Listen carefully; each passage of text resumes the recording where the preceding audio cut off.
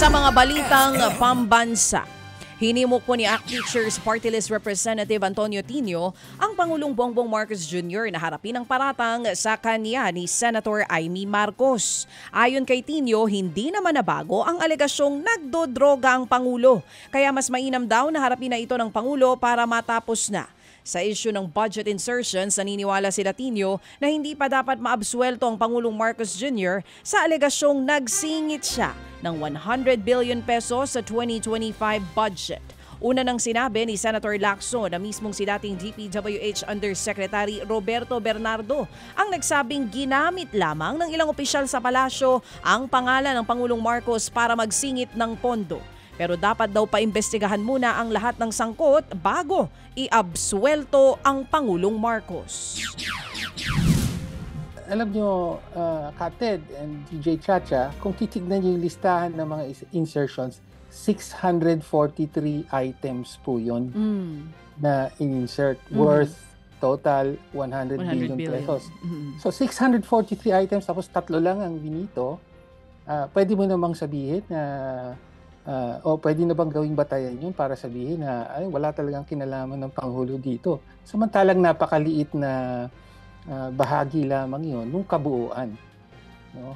So kaya sinasabi natin, premature to conclude na walang kinalaman ng Pangulo at ginamit lang ng Executive Secretary ang pangalan niya, kaya napasunod si Yusek Bernardo, si Zaldico, pati si Speaker Romualdez.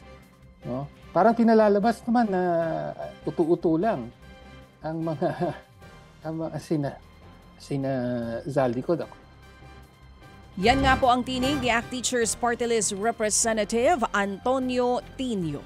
Samantala, higit 389 million pesos ang kabuuang yaman ng Pangulong Bongbong Marcos Jr. noong nakaraang taon.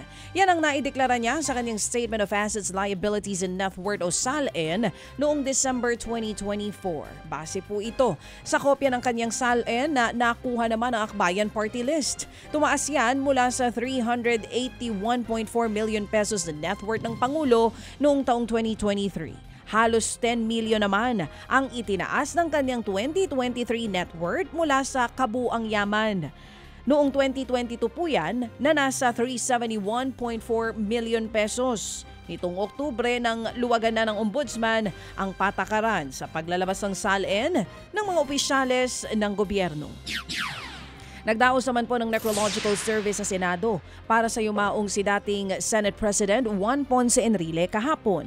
Pinangunahan ni Senate President Tito Soto ang pagbibigay-pugay at pag-alala kay Enrile na nagsilbi sa Senado sa loob ng mahigit 2 dekada.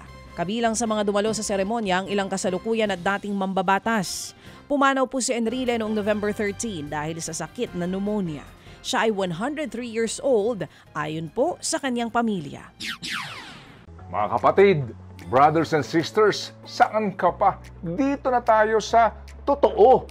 Dito na tayo sa True FM. Mga kapatid, mag-subscribe and follow po kayo sa social media accounts ng True Network PH. Yan po kami. Hanapin nyo lang True Network PH, Facebook, Instagram, YouTube, TikTok, and podcast.